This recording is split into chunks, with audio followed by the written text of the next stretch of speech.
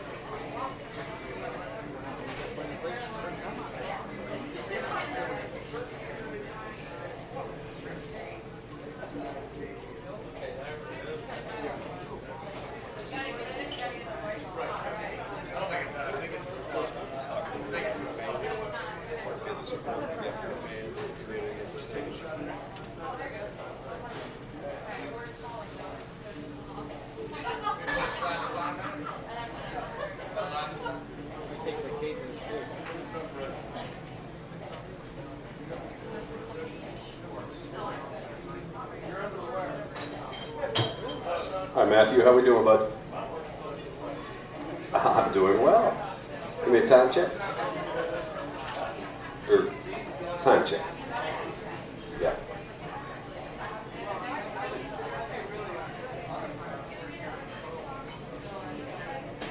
Minute and a half? Okay, very good.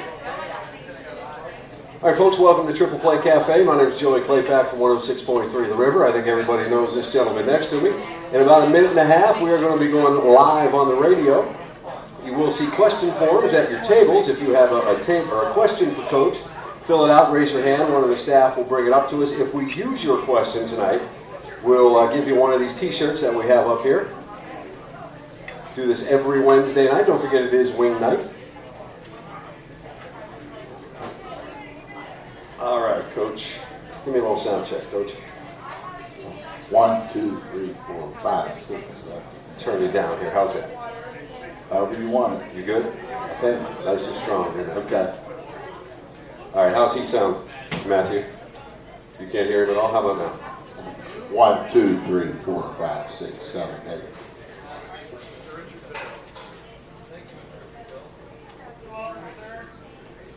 All right, let me turn myself down, turn him up. How's that? 1, 2, 3, 4, 5. 4, 3, 2. All right, let me turn you up.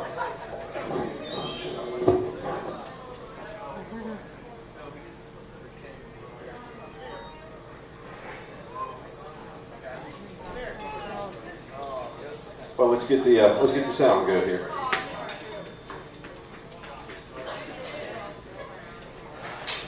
Check 1, 1, 2, 3, 1, 2. 1, 2, 3. You want me to come up a little bit? How's that? 1, 2, 1, 2. Check 1, 2, 1, 2, 3. All right, very good. All right. Okay, you got the open, right? It's in my file under Coach Reno.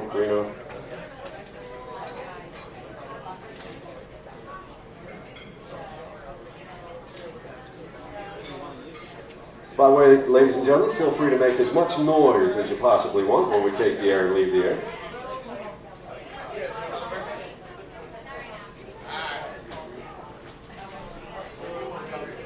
Yeah, we'll have to I'll do that for you tomorrow. No problem.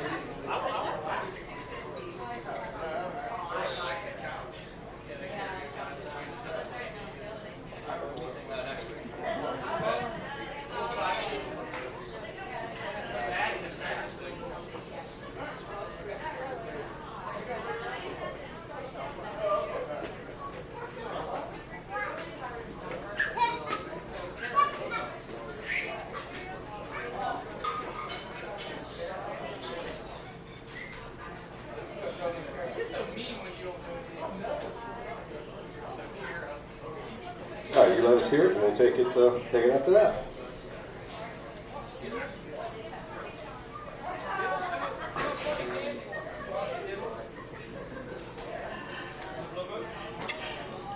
Yeah, great guys. Thanks.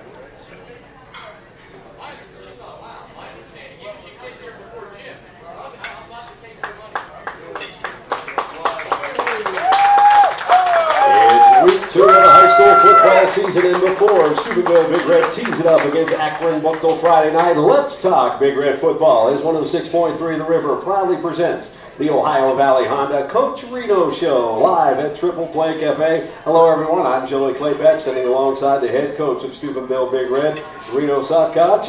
It is a chance for you to ask Coach questions, a chance to go inside Steubenville Big Red football. There are question forms at your table. If you fill out a question form and we use one of your questions tonight, we'll give you a free t-shirt from 106.3 The River or Sports Radio 1430 WEIR. You can also email your questions to us live here at Triple Play. Just get online at Reno at 1063theriver.com. Reno at 1063theriver.com. Tonight's show is proudly brought to us by Ohio Valley Honda, Triple Play Cafe, and the original Busy Bee Muffler. And Coach Reno, thank you very much for taking time to join us again tonight. Last show I heard a lot about it. It was a big success.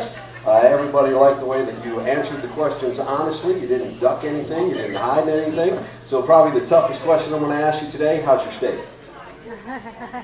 I'm ducking that one.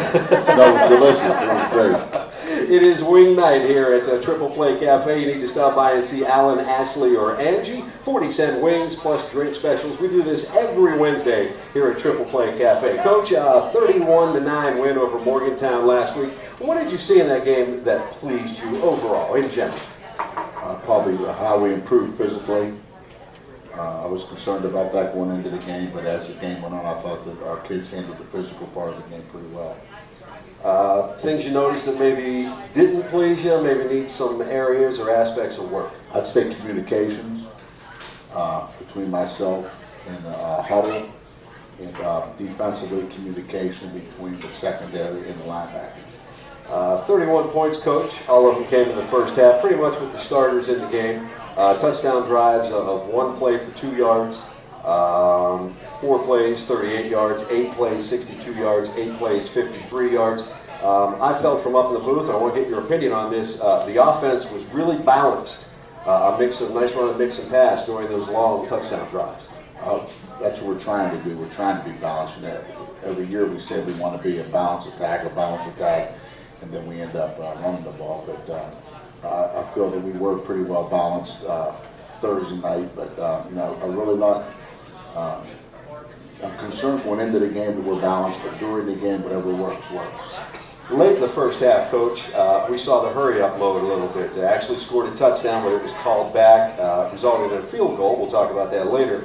I want to talk about that time management or the hurry-up that we saw late in the first half. Explain that. It worked very well, I thought. Well, I think after a game, you always have a second guess, or you always have a hindsight. But I probably should never spike the ball on first down. After talking with Coach Haney and Coach Joe after the game, we probably would have rather got to the line and maybe run some kind of pass at the single receiver side first and just see if we could lock out and get a quick score. And if it was incomplete, then the clock would start. But I just thought from that area that we could get it in 3 plays, and if we couldn't get it in 3 plays, then we didn't deserve the score. And as it ended up, we got in, we had to settle for a field goal because of a penalty.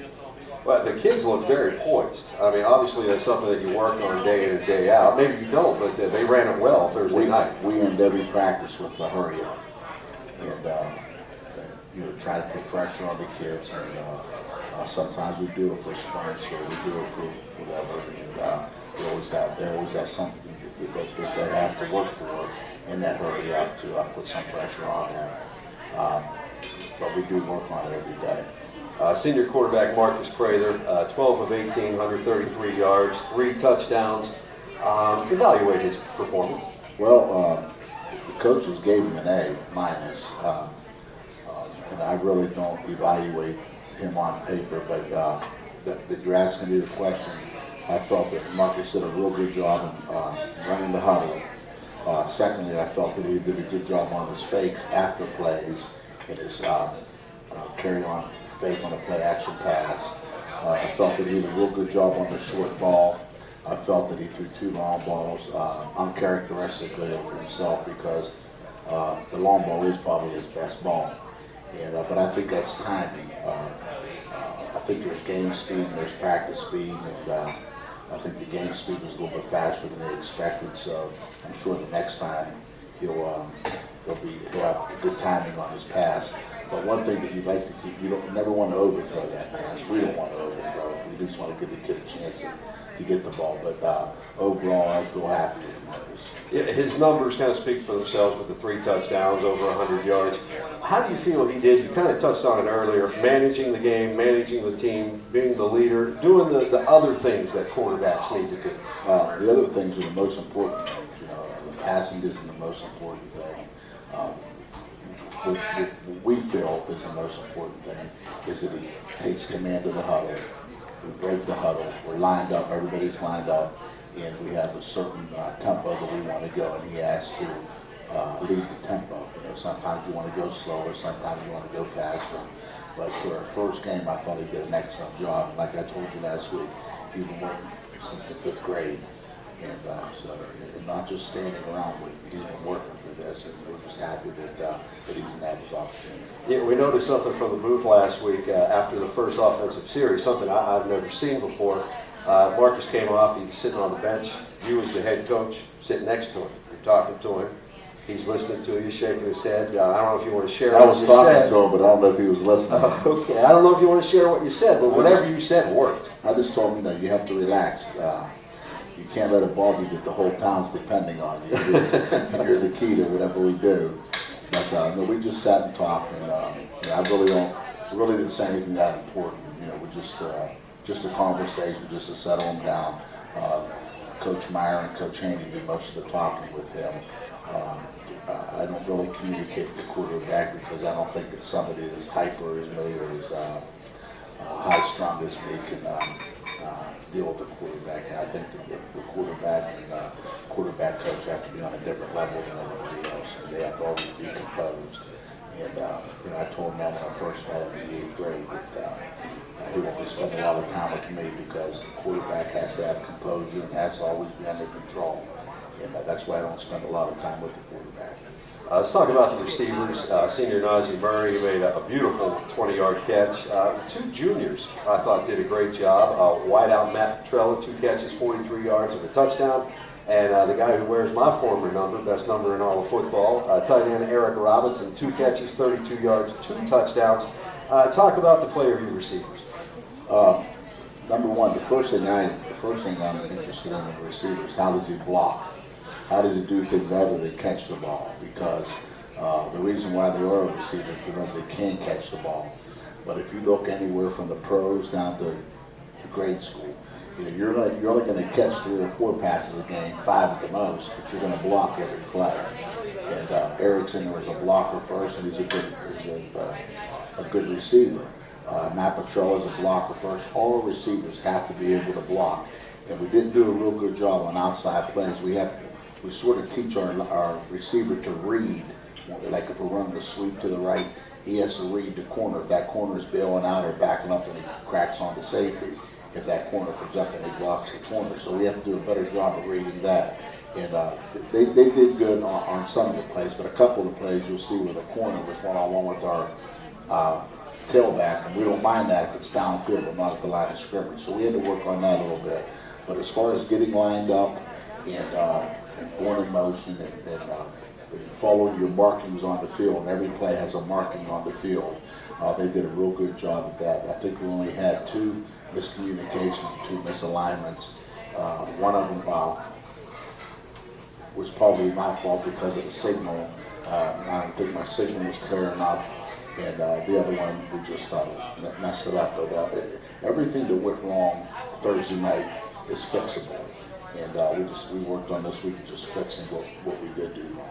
Yeah, we saw that quick slant busted for a touchdown from Matt Petrella. Is that something that the coaches up in the booth noticed early in that game, or is that something you worked on all week you thought might be there? To tell you the truth, Marcus called that, and that was his choice of receivers, and we gave a couple plays at the line, and he chose that, and he did a real good job with that, and so that's also a good communication. That's a nonverbal communication between him and Matt. They did a good job with it. Offensive line, 340 yards of total offense, 41 running plays, 6 different ball carriers, totaled 194 yards on the ground. I thought the offensive line did a great job of leading the way and also protecting the quarterback. Talk about your play from the offensive line. I think their pass protection was maybe a little bit better than their run protection, the run blocking. But as the game went on, we have 40 players in there besides Mike Camilletti, our center. And as the game went on, they did a real good job with their splits and communicating at the line of scrimmage. I don't think that maybe at times we didn't stay on the double team long enough. We didn't keep our head up and get them chip off on the linebacker. The little things, but like I said a couple minutes ago, the little things that we can fix through practice. So we were pleased. Their assignments were excellent. We have to do a better job of moving people, but their assignments, they got their assignments down, did a good job of that. Running backs, JoJo Pirro, 12 carries, 59 yards. LeSean Luke, the minivan, 7 carries, 39 yards. And most of that, after you got the big lead, they didn't play much in the second half. That kind of opened the door for a young sophomore that we didn't see a whole lot of before, Ches Glenn. 13 carries, 59 yards. I thought he did well. I thought all the backs did well. How do you feel about the play of the running back? Well, I don't think that we'll use JoJo Pirro or LeSean Luke, either one of them, once the game gets like it was. That's not what they're there for. But I don't know if you noticed or not, but Ches Glenn had 2 carries in the first quarter. So we had 5 backs carry the ball in the first quarter, and I think that's important. That Ches doesn't go in there just for mop-up duty, that he goes, he's earned a position of our third tailback, and our third tailback has to know what he's doing because both of our first 2 tailbacks play offense. I'm going to play defense, so there's times where he's going to have to go in there and do a good job, and I felt that he did a real good job. The thing that I'm most pleased about was ball security and assignment.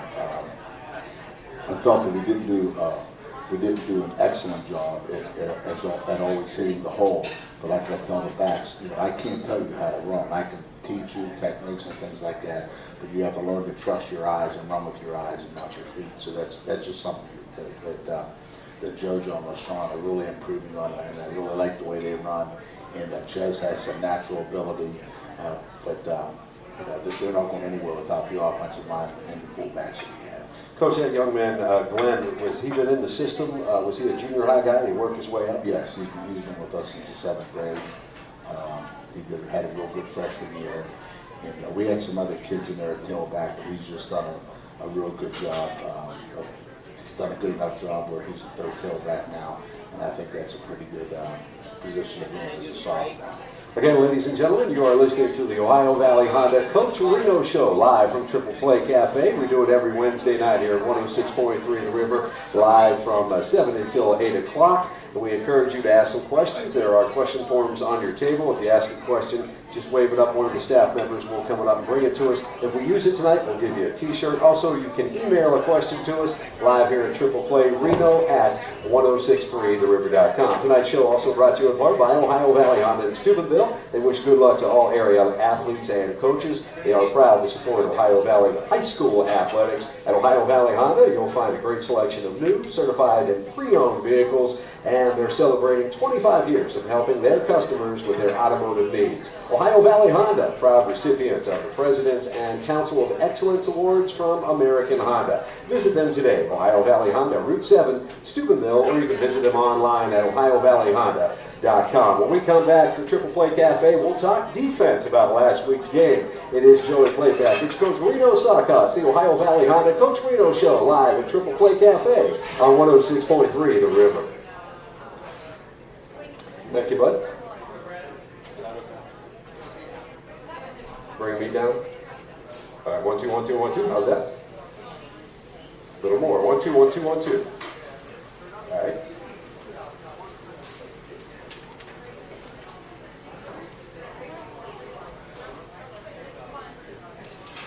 Got it. Yeah, that's better. Was okay with Coach Matthew? Okay, good. Very good.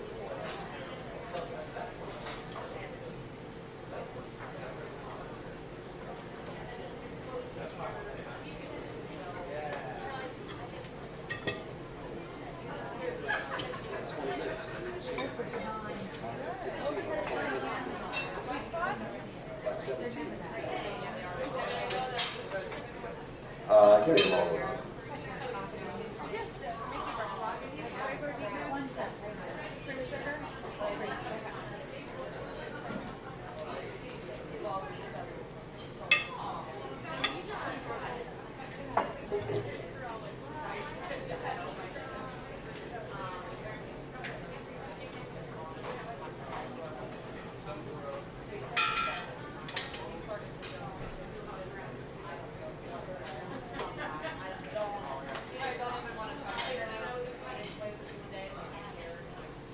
And welcome back, ladies and gentlemen. It is the Ohio Valley Honda Coach Reno Show, live from Triple Play Cafe, brought to you in part by Ohio Valley Honda, the great folks here at Triple Play Cafe, and the original Busy Beaver. Don't forget, it is a wing night. We encourage everybody to come on out, and it's your chance to ask Coach Reno a question. 40-cent wings, plus awesome drink specials. Do it every Wednesday night, live on 106.3 The River from 7 until 8 p.m.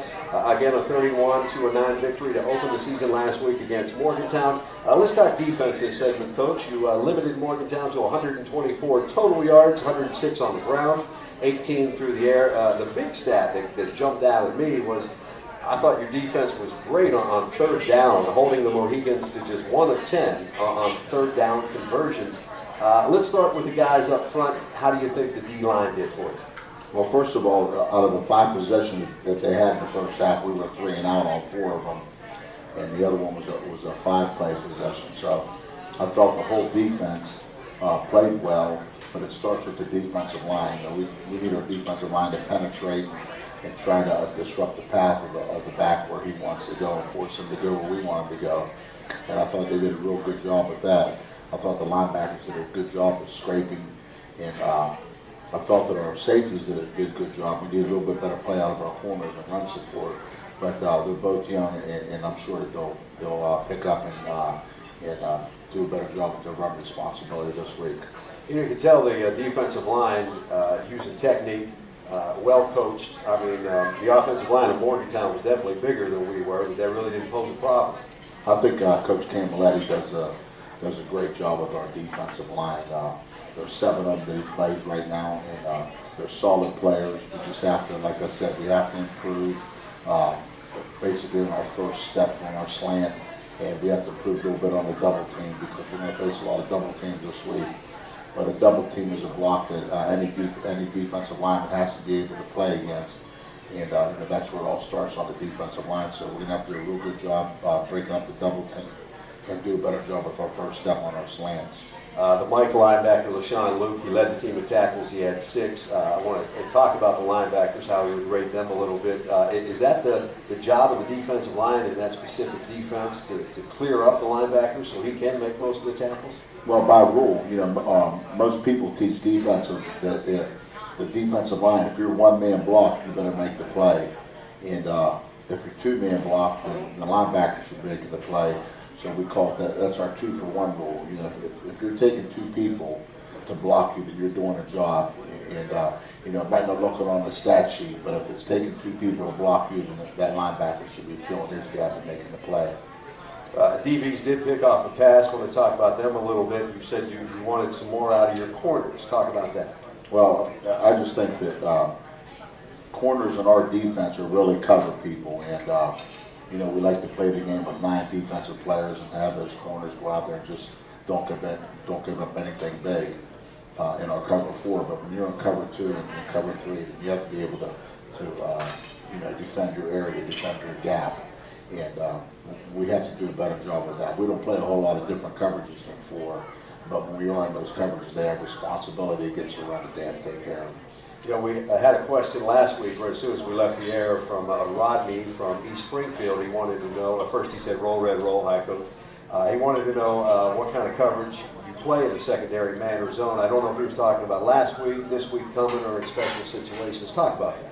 Our basic coverage is depending on the play. You know, cover 4 is if like for a corner, if a corner is playing defense and his man runs a certain route, he's man-to-man with him. If he does something different, then he's a zone with him. So we're really a quarter, half coverage team. And depending on the route, you know, whether we're soft man or hard man or just maybe against a stretch, against trips and things like that, we might be locked onto the backside. So depending on what route the receivers run, and where they're at on the field tells us a lot. But a cover 4 defense could be a man, and could be a zone. A cover 4 is just trying to get 2 safeties down to help with the run. We're trying to stop the run with 9 people and the pass with 2. Again, folks, if you have a question for Coach Reno, you can email it to us. We'll get it right here at Triple Play, Reno@1063theriver.com. You mentioned to me last week about your kicking game. Luke Smith, perfect on PATs, booted a 27-yard field goal. Everybody in the box was pleased. You had to be pretty pleased. Real good stuff from the kicking game. We haven't seen a whole lot of that, but this year it looks like we have it. He does a real good job. Like I told him after the first kick, he didn't kick very well, and I told him, you know, I was going to send him home for the rest of the night if he didn't straighten up. But Luke's a hard worker. He's doing a real good job right now. Bob Mantage, our special teams coach, but Mr. Stover coaches him daily and coaches little things with him. So those 2 people are to take the credit for what he does. Right, I don't have any bearing on what our kicker does. Those 2 are responsible for it. They do a really good job with it. First series, I believe, was early in the game. We saw the quick kick from Marcus, thinking they're trying to pin him back deep, get him down inside the 10, inside the 5. That's his, he's reading that. If nobody goes back, most of the time he's going to punt it. But he does, you know, that's his call out there once we're inside the 45-yard line. And we just leave it up to him to make sure that he makes a good, solid, headstrong decision on that. And he made a good decision on punting, but his punt's not supposed to be that high. It's just supposed to be, since there's nobody back there, just supposed to, you know, get high enough where it can throw the line of scrimmage so you can get a roll. But he told me that he just felt that he was a little bit nervous about it getting blocked. So the longer you do things, the more confident you have. And that was his first time doing it. I'm sure that he'll get better. But the decision he made in the area that he punted the ball was an excellent decision on both parts. And now he just has to get the technique down and try to get him inside the 10-yard line. The kicking game, obviously, really good last week. How do you feel about the play of the special teams in general? I think our special teams did, well, you know, we didn't punt. We only returned 1 kickoff, so I really can't judge on that, but I can judge on the way they practice. We don't have a whole lot of depth on our team, but we've created a lot of depth on the special teams, and that's a way for a kid to get in the game. So if the kid's on the special teams and not playing offense or defense, you know, he's doing a great job and working hard during practice in the off season, because those are the type of guys that you want to get in on special teams so they can make a contribution to the team on Friday night. With a 31-point lead, Coach, you were able to play a lot of the younger guys, pretty much against Morgantown starters, you know, in the second half. How would you rate the play of your reserves, and what young guys do you think really stepped up when they got their chance last week? Well, I felt that all of them played solid. I felt they played solid against our, because they did have several of their ones in the game. I really don't want to grade reserves against a varsity because there would be more negatives than positives. But the thing is that the positive thing is that they got in the game, they played, we didn't turn the ball over, we didn't give up any quick scores, and so rating that against a varsity, I thought that our kids did real well. But they did play the next day against Camp McKinley, on Monday against Camp McKinley, and we were winning 6-0 with a minute 30 seconds ago. We lost 8-6. So I will grade them on that. They played excellent until the last 2 minutes. Coach, I want to talk a little bit about the crowd at Harding Stadium. I've been a part of Big Red football for 5 years now, and I haven't really seen anything like it until I joined the nation, I guess. The crowd at Harding Stadium last week was big, loud, very eager to even get louder. How important is it to you as coaches and to the kids to know that that crowd is there behind them? Well, the first thing I'll say about our crowd is I won't comment on how loud they are or how many there are, but they're very knowledgeable. And when I screw up, they let me know in a friendly way. But that's the best compliment I can give our crowd. It's not the number of people or the volume, but I can really testify that they're knowledgeable and they're passionate for good football, not just Big Red football, but good football. And they don't let you let down. They want to win every game. They want to win every game big. And but when we do lose, most of the people are solid and still back to players. They might get upset with me or the coaches, but they really back our players, and I respect them for that. A lot of schools really don't give the kids the support they should have when they're not doing good. Anybody can support somebody when they're doing good, but for the most part, our people really back the kids up, win, lose, or whatever, and they want them to win, but they're behind them. They want to see them play good, solid football. Good stuff, Coach. Again, it is the Ohio Valley Honda Coach Reno Show live here at Triple Play Cafe, brought to us in part by Ohio Valley Honda, Triple Play Cafe, and the original Busy Bee Muffler. Can I interrupt you for a second? You sure can. We have 2 parents over there. The Pavliks, their son Sam played for us about 5 years ago, and he was a solid guard for us. And his mom did a real good job at the Mothers Club, and the dad did a good job of counting money after they made it. But I'd like to thank those kids. Now, they were parents that never got on you, right? No, they got on me. They got on me when he was a junior and he wasn't playing that much. The mother called me a few times and had some tips for me. But the father was pretty level-headed about it. See, the coach is here taking it live at Triple Play Cafe. If you have a question for Coach Reno, no problem. You can fill out one of the forms that are on your tables. Just wave it up and one of the staff will bring it up. If we use it tonight, we will give you one of these t-shirts we have up here. Also, you can email us, reno@1063theriver.com, and we do have a couple of questions in email, Coach. We'll get to those in the next segment. Coming up, folks, we're going to talk about the legends. It is Legend Day, or Legend Week, this week at Harding Stadium. We're going to talk about that 1984 state title team when we come back with Coach Reno Suckots, Ohio Valley Honda. Coach Reno Show live at Triple Play Cafe on 106.3 The River. Okay.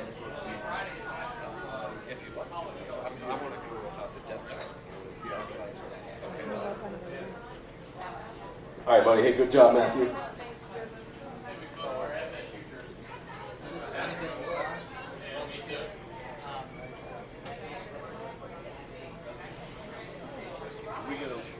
We get a 106.5 deal when we go to 100.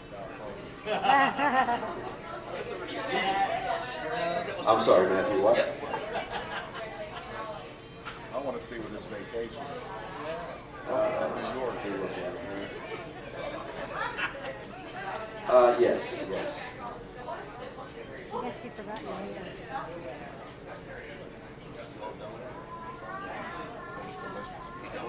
All right.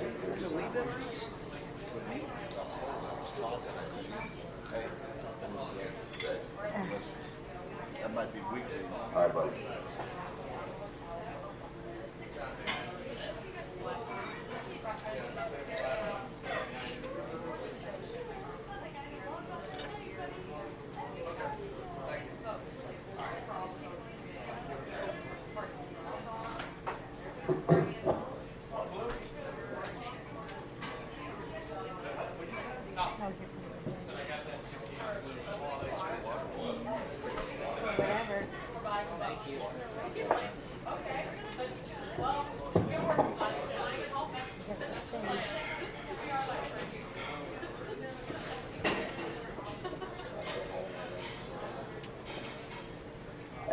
Welcome back, ladies and gentlemen, to Triple Play Cafe. Ladies your host, Ohio Valley Honda, Coach Reno Show.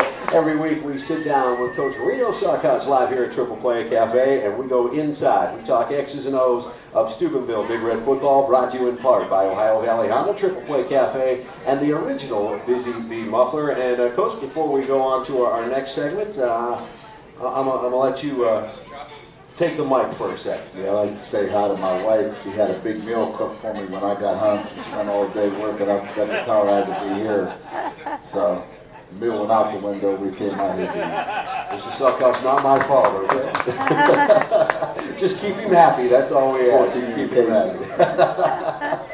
Communicate better with the quarterback sometime. Last week, Coach, we saw a lot of players get in the game. Obviously, you know, when the score gets that way. And when the young kids came in, they did very, very well. We thought up in the booth they played exceptional against, like you mentioned, for a lot of the time against the ones of Morgantown. My question is, exactly how deep are you? Can you go over that depth chart a little bit? You took your starter out, another guy stepped in and did phenomenal. I can give you our varsity depth chart. We'd like to play about 25 guys on offense. And our two tight ends on the varsity are Eric Robinson and Patrick Blair. Eric's our starter, and then we go two tights. Patrick goes in the game. And we play our two starting tackles are Joe Nation and Luke McCourt. But we also play Ryan Wood, and we also play Chris Starlap with the tackles. And we play with three guards. We play with Devon Wicker because he's a two-way player. So Devon Wicker and Charlie Keenan alternated the right guard position. And when Saxon goes in on defense, he's our starting left guard. Charlie Keenan plays the left guard. So we go with three guards. And our two centers are Mike Camilletti and Charlie Keenan. So Charlie has to not only know center, but he has to know both guards. And that's our depth on the offensive line. We also have a player, Zach Clayton, that plays centers and guard, and he can play any position on the offensive line. So we try to go with those 8 or 9 players. Counting the tight ends, we have 11 offensive linemen. Our quarterbacks are Marcus Prather, and his backup is Corey Stinson. Corey Stinson did a real good job when he got in there. Our two fullbacks are Lucky McClure and William Lee House. William Lee starts on defense. He's our backup fullback, but he's really not a backup. If we needed two fullbacks, they're both very capable. It's just that Lucky doesn't play as much defense as William Lee, so he's our starting fullback. And then tailback, JoJo Pila, he's a 3-year starter at tailback. And LaShawn Luke, he's a do-everything. He's a fullback for us, he's a tailback for us, and we run some wildcat. He's a wildcat quarterback. And like I said, Ches Glenn's the third tailback. And they get equal reps in practice. On Tuesdays, JoJo and LaShawn get most of the reps at tailback, but Ches will get some. And today we had a sophomore tailback, Ches Glenn, and a freshman tailback, Dante Brown, took most of the reps today because we just didn't want to. We know what Joe and LaShawn can do, so we just rested them up a little bit. And then our wideouts are Matt Petrella, Najee Murray, and Evan Westlake. And we also use Kelvin Grissom, and then Cody Salson and Michael Jett, two sophomores, will be working in the lineup more and more as the year goes on. And so that's our offensive depth. If you want me to go to the defense, I will. Well, I was going to ask you defensively, when those young men came in, they did a great job. You mentioned Mr. Jett. He had an interception. Yeah, go over the depth of the defense. The defense, we have 6 defensive linemen we like to use. House and Michael Constantini. Michael Constantini is one of our captains. He does a great job with the three technique. And his motor runs all the time. I mean, the only time he stops is when we take him out. And Michael Camilletti and Maynard Reed are our 2 nose guards. Michael's also a backup 3 technique. And then Devon Wicker and Simon Saxon are defensive ends. So we like to go with those 6 guys at 4 positions. Then our linebackers, we have 6 linebackers that we go with. We have a couple of them hurt right now. But we're going with LaShawn Luke, he's a 3-year starter, Mike linebacker. And then Mark Cole and Tajon Luke are really playing linebacker right now, only because Robert Hayden and Deshaun Redmond are not up to par right now. So we're really playing with 2 reserve linebackers that wouldn't be starters, but Mark Cole's going to be hard to knock out of lineup because he did such a good job, and they're lucky that McClure backs them all up. And he's a backup Sam, backup Will, backup Mike. He does a good job as a backup linebacker, and he's our starting fullback. Our defensive corners are Quentin Smith, Matt Petrella, Michael Jett, Brian Piro. Basically, those 4 guys get some corner play along with Kelvin Grissom if we need him. And our safeties are JoJo Peeler and Najee Murray. And we just we need to find a 3rd safety because our 3rd safety right now is not able to play. So we probably maybe move Rashawn Leaf back there a little bit and move Brian Peeler from the corner to the safety. And then our kicker is Luke Smith. You know, Coach, you have a lot of hard-working kids, and that's why you're so deep. All of them very talented. Sometimes young men that age can get a little frustrated that they're not playing. We call it depth. You know, as a coach, that's a problem you like to have. Well, if the kid's not playing, he's not playing because he doesn't work. If the kid works, he's getting in there somewhere.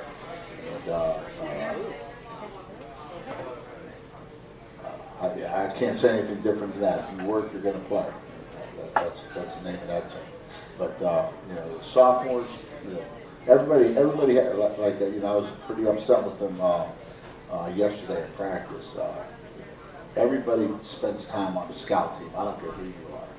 And scout team sometimes causes the most problems in practice because they're emulating the opponent you're going to play, so they're not able to do what they've been practicing all year. They're doing what they haven't practiced at all. So as a coach, you get frustrated, and, you know, you got to go to confession after practice and things like that. But the kids have to spend their time on the scout team. But if they work, they're going to get in the game. Like I said, maybe special teams, there's a backup player. But if they work, they'll get in. You know, Coach, last week we talked about, you wanted to mention some of the junior high coaches and things like that. We just got an update from all your guys down there at Harding Stadium. The 7th grade won 28-0. 8th grade is 24-6 at the half. Why don't you go through some of those junior high coaches that you have? Obviously, they're doing a great job. Yeah, they do a real good job. Brian Mills is the head coach, and we did mention them last week. Remember at the end you let me, and we did mention them. But they have the thing I like best about them is they're so dedicated, and the key to our program is all our coaches are teachers. And very few school systems can say that. So of the 20 coaches or 21 coaches that we have from junior high through the high school, they're teachers. And I think that's real important that the kid understands that we're not only their coach on the field, but you know, in the classroom and in the halls. And they see us around, they go around. You know, it helps with the discipline, it helps with everything. But that's an important thing. And I've been the head coach for 29 years, and I've worked with 5 superintendents and 5 principals. And I couldn't ask for better people to work with because they don't only want to be good in the band and all our extracurricular activities and academics, but if we're going to sponsor a sport or sponsor an activity, we want to be the best at that. And just take my band, for instance. We've had a couple band directors in the last couple of years. But Mr. Lofton is a kid is a person that the kids respect, and he does a great job with the band, and the band helps us, and we try to help the band, and all that goes together on Friday night. And it's important that teachers coach. Coach, you know, I'm a Madonna guy. I went to Madonna, but I guess I'm a kind of adopted into the Big Red Nation for the past 5 years. They treat me very well. Big Red Nation scattered all over the world. We know because of the emails that we get from listening on the internet. It's nice though when former players, former students get a chance to come home. And this Friday night kicks off Legends Week as the school and the community honors that 1984 state championship team. We are actually going to be joined in the booth at halftime by a member of that squad, Fred Wise. Coach, talk about that group of guys that brought home the gold that year. Well, that 1984 team is a special team for me, not because they won the state championship. And You know, I know that seems odd, but in 1977, I was a varsity coach, and we had a 4 record. We got fired. So Dr. Keenan gave me a position at Harding. And I went to Harding in '78. These kids were in the 6th grade. So it was like we grew up together. You know, I had them in the 6th grade, I had them in the 7th grade, and the 8th grade, you know. And as freshmen and sophomores, I was on the varsity again as a reserve, as a defensive coordinator. And then the junior and senior, I got the job, and they were juniors. So we just, you know, we grew up together, as I like to tell them. And, you know, I taught them how to put their athletics together, how to put their thigh pads in and things like that when they were so young. And then to win it, on top of that, it's just extra special. But those guys will always be special to me because, like I said, I met them in the 6th grade. And when they left the seniors, they were state champions. So, you know, it doesn't get any better than that. Coach, that '84 season, let's talk about that a little bit. You know, week 1 to week 10. What was your final regular season record that year? 10-0. 10-0, and then into the playoffs. You remember who you beat in the playoffs? Oh yeah, I remember every play. You know. Our first playoff victory as a school came against Ursuline that year, and then we played Westlake in the semifinals. We beat Ursuline 8-0. That was not only our first win, that was the first time we scored a touchdown. And we were 0-3 going in the playoffs before that. And then our second game we played was Westlake out of Cleveland, and we beat them 26-9. And then state championship game we won in overtime, 12-9 to Whitehall, Columbus Whitehall. So it was a great run. The Ursuline game was played in the downpour up in Youngstown, and you know it rained down. It rained for 4 quarters, and the reason why I remember that is my wife had to watch the game from the concession stand because my son was scared of lightning. So in those days they didn't cancel the game for half hour. Lightning hit you and you died. Just finish the game up. You know, now they have rules. You got to wait 20 minutes and things like that. But we played in the downpour, and I'll never forget that. And Coach, obviously that was your first state championship as a coach, a head coach. Since then you've won 2 more. I'm not asking. Yeah, but we blew 3 in the meantime. I'm not asking to compare those 3 teams, but that first one, it's just got to be something about the first one. Well, the only difference between '84, 2005, and 2006 is growing up with those kids. And when I got the job at Bigland, nobody wanted me to have the job except for 3 people that voted for me. So you know, it was just a tough year, but on the field it was a great year because I knew the kids so well, and you know I knew their parents, and you know the parents knew I was a jerk, the kids knew I was a jerk, so it wasn't you know it wasn't bad being a jerk, and they responded, and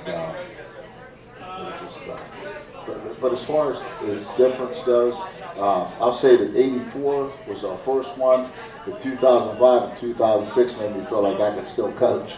So, you know, they both were great in different ways. Well, you know, I guess a rookie head coach that year, win the state championship. Was there anything you did different in '84 that you maybe didn't do in '05 and '06?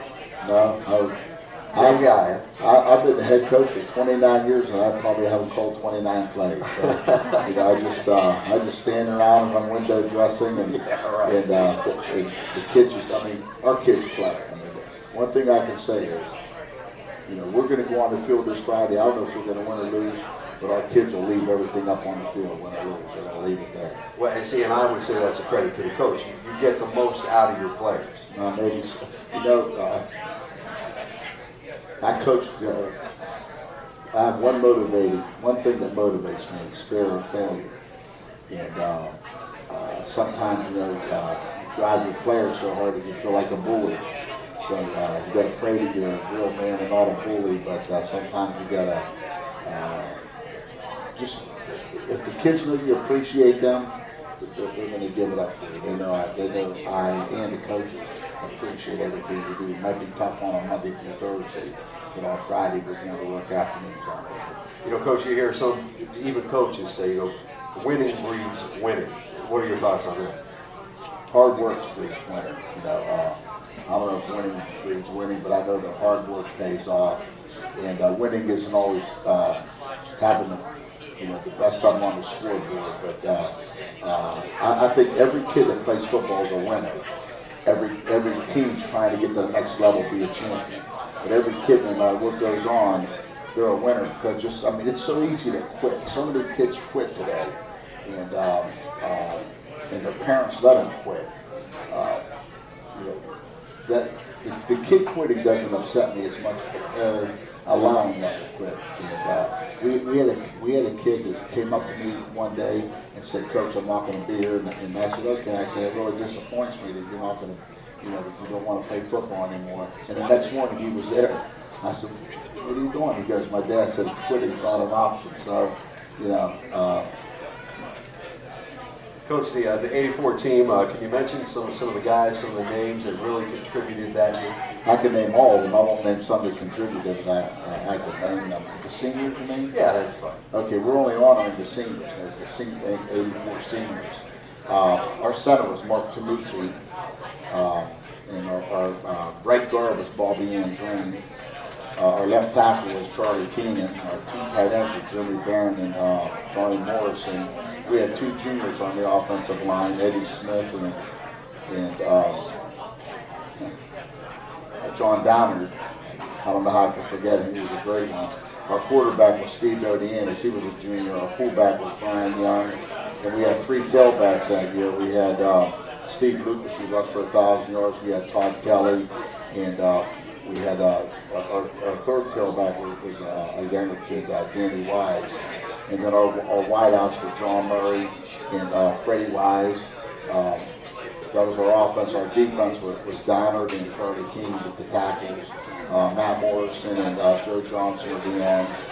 Brian Young, Joe Jones, Joe Johnson, Teddy Gorman, who's our assistant principal now, he's a linebacker.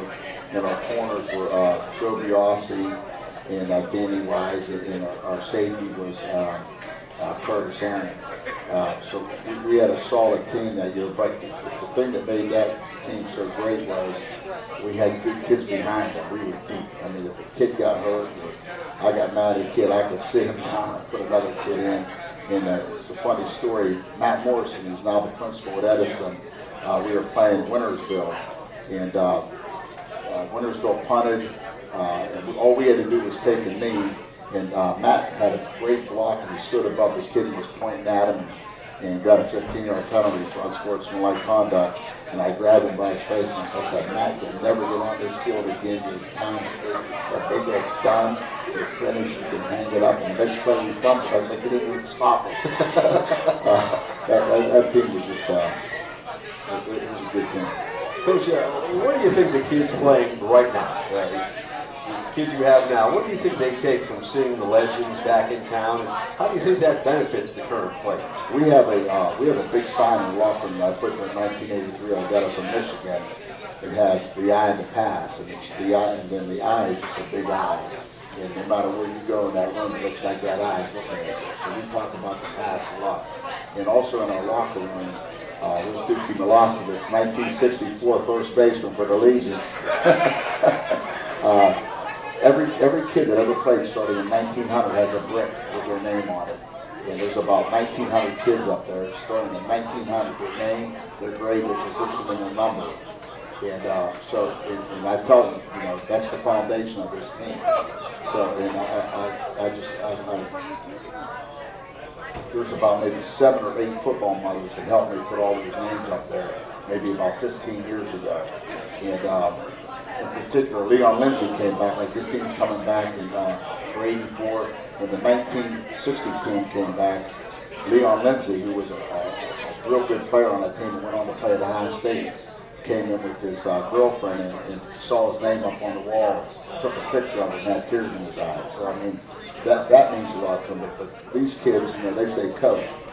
All the people that come back, I don't care if they're a doctor or do really illegal things for a living, and they come back, they're treated like royalty if they grab one of our players and over. That's just how we feel about them. They leave. Well, you talk about tradition. That's what I see that as, tradition. And here's somebody who just got an email. It says, "Coach, I have a young one.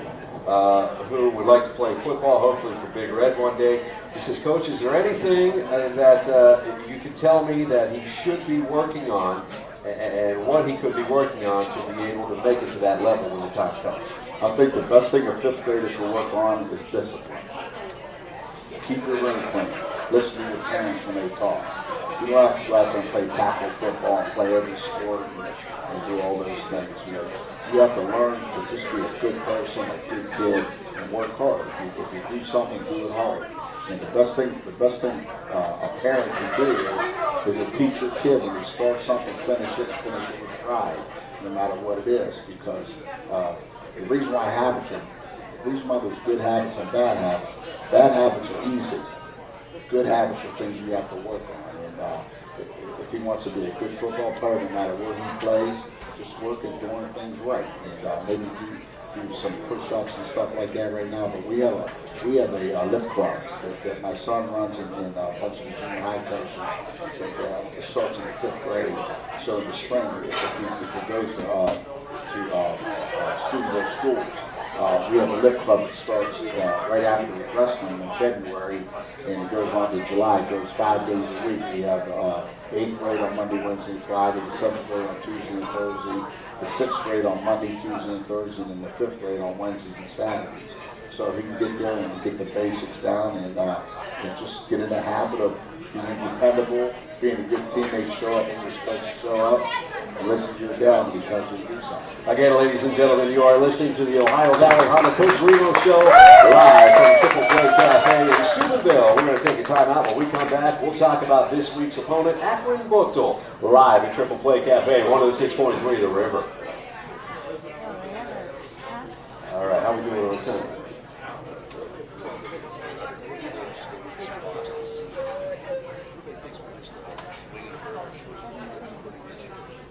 I'm sorry, Matthew.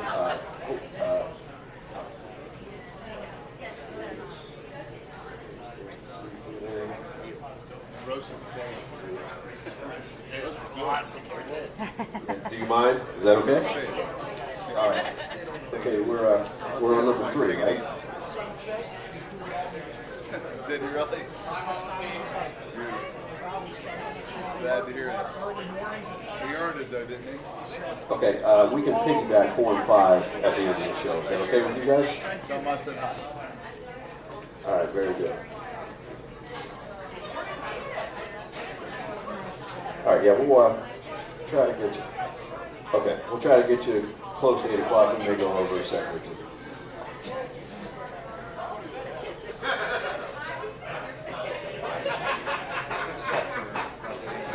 Great answer.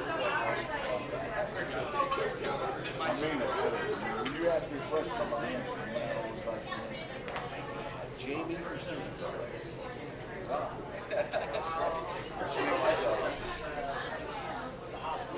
And welcome back.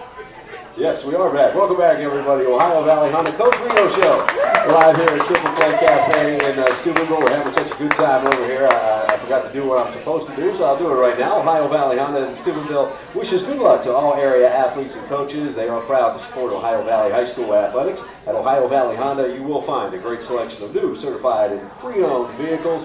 And they are celebrating 25 years of helping their customers with their automotive needs. Ohio Valley Honda, proud recipient of the President's and Council of Excellence Awards from American Honda. Visit them today, Ohio Valley Honda, Route 7, Steubenville, or you can visit them online at ohiovalleyhonda.com. We're approaching the final few moments of our show, the Ohio Valley Honda Coach Reno Show. We'd like to thank Jamie from Steubenville for sending us that email. If you'd like to get in the last few minutes of this show, or maybe next week, Reno at 1063theriver.com.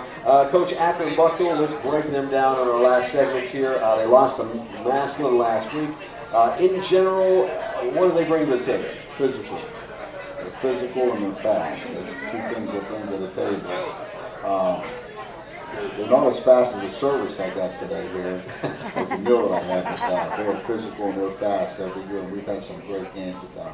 We've had 2 state championship games with them where they beat us, and we had a state semifinal game with them where we beat them. So I mean, we've had some great games with them. The kids are competitive. And the tailback that beat us in 87, 88 is now their head coach, Ricky Powers. And I told him he's the most hated man in Stevensville. The fans tell him that too. I see it. I believe it. I hear it and see it. Again, we're at Triple Play Cafe. It is wing night, 40-cent wings. But hey, they also have great food. Just ask Coach Reno. He had a delicious steak. They have veal. They have pasta. They have seafood. A full menu for you to choose from when you come to Triple Play Cafe. Offensively, Coach, what are their tendencies? What do they like to do with the football? 85% of the game is without a huddle. 100% of the game is speed and everything like the speed. You know, they try to get outside on and try to run quick hitters, but their bread and butter, when push comes to shove, they want to run ISO, they want to double team the two inside linemen, and they want to isolate on your linebackers, and they let your back cut off with that. So, I mean, that's the play that we have to stop. We have to stop the ISO. When we get the ball, we have to be very disciplined. We have to be able to change the count up because they blitz so much. And so we have to be able to hold the water and go on three. We have to be able to go on the quick. We have to be able to cut through them. You know, so we have to be at the top of our game mentally. Yeah, I was going to ask you my next question. What's the best part of the game offensively? If you're saying run right at you. They run right at you and they play action pass off of that. So defensively, very disciplined. Defensively, I'd say maybe the corners have to be disciplined and the rest of them got to be nuts. And that's the bottom line. Guys that are covering, you can't come up and help tackle. You got to cover. If the guys up front, you know, they have to play. You know, if they're scared, they better stay on the porch because you take a physical mentality in this game. Because no matter win or lose, football's a physical game. You mentioned it. I know. Ross knows. Anybody who's ever seen football play defensively, you can expect them to be fast and physical. What kind of schemes can we expect to see? Ross knows. Ross doesn't know if football stuff or come. They're basically a double team, gap team, ISO. When they run the stretch, they scoop block. So I would say that they're a gap team and a scoop team. Coach, we're running out of time here. That hour goes really, really fast. A final question overall, what do you think it's going to take for a big red victory? Just 48 minutes. You know. Anybody can be physical in the beginning of the game. The team that wins is after you get punched in the face and